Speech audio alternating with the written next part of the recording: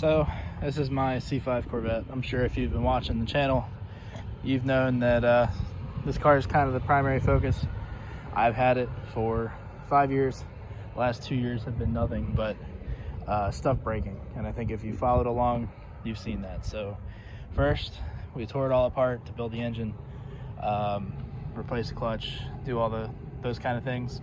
That took a little longer than expected because that was right at the beginning of COVID.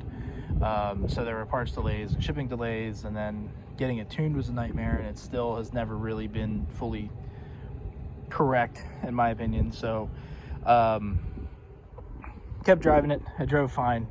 It just never got a power number out of it. It had some idle issues and stuff like that, but for the most part it drove okay. So next thing you know, the diff starts making noise. About a year later, you can see the back of the car is covered in gear oil, and there's probably a puddle, the little stain in the driveway from all the fluid leaking out.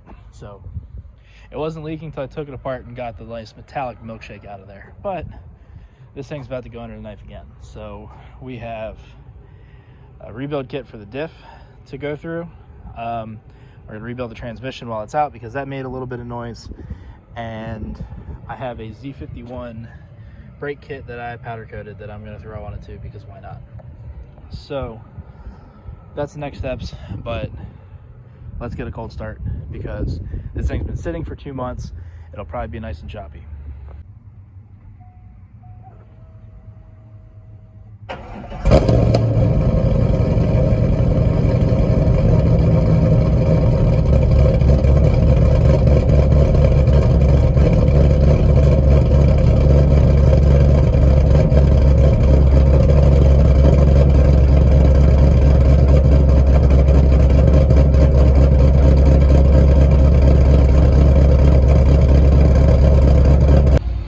What exactly happened to the diff, but whatever it was, I have a feeling it was making some noise, but the car was too loud and I could never hear it, and it just got really loud. So we're gonna work on the car tomorrow, so when I drive it I'll try to get a video of the sound. It sounded like a gear whine, but we weren't low on fluid, so that's you know, kind of the worst case scenario. But we're gonna get this running too, so we should get some more content with this car hopefully in the next couple weeks. So that's the whining sound.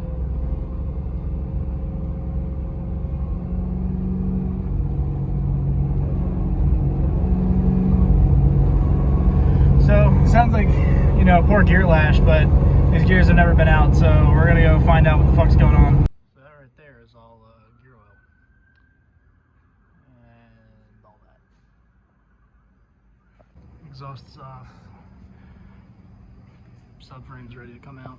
Control arms are off, shocks are off, parking brake cables, all good. So now, got to double check everything, jack the table up, figure out what we're gonna do with the torque tube and get this thing out. Just found the problem. They're gonna be rebuildable? I guess we'll see what happens inside. I hope so. That's not good. Chunky goodness. I think we're gonna have to try to find a carrier. So I'll have to make a video that's a little more detailed when we get back to the shop. But basically that shaft was moving and it wasn't supposed to be.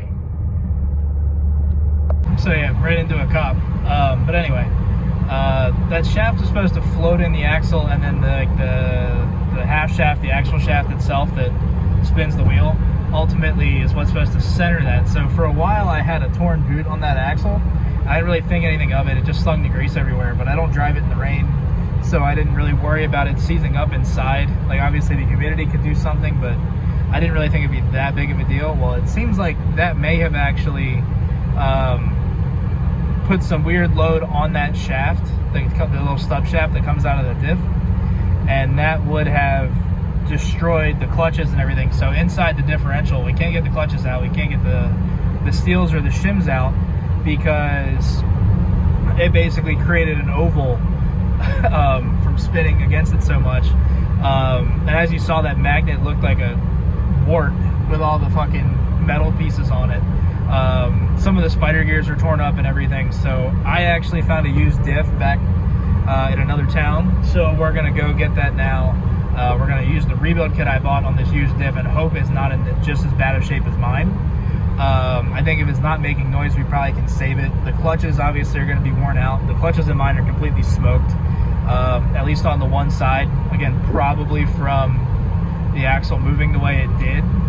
But the other thing with that was I always had this weird handling issue that, like, when I made a left turn, it felt like I pulled the parking brake. Like, it felt like it was going to slide left at speed. I'm wondering if this was all related, and if it fixes it, that would actually be pretty fucking cool. But yeah, we're going to go get this diff, grab the new axle, and hopefully throw it in tonight. So yeah, none of that's good. These things are wedged in there because it just totally machined the case. So this is fucked. This one's fine, but no use in using that with this damaged end. So it is what it is. That's not good either. Yeah. I got kind of in the zone, didn't end up taking much more video, but car's back on the ground, subframe is back in, exhaust is back on, everything seemed cool. That diff I got from a friend of mine, and he didn't know anything about it. He took it out as a, he bought a whole driveline and that came with it, so he didn't know shit about it. We took it apart. It looked like it was either very, very low mileage or recently rebuilt or something like that. So we replaced the seals that I had, left all the bearings, and we're gonna send it. So I'm gonna finish up with the shifter.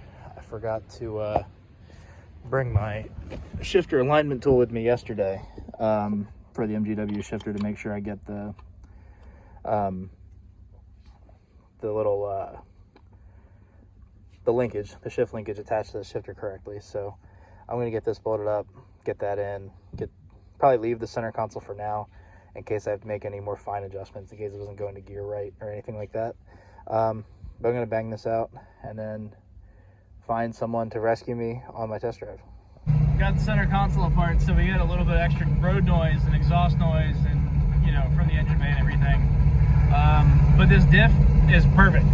I'm super happy that really, you know, when, downshift.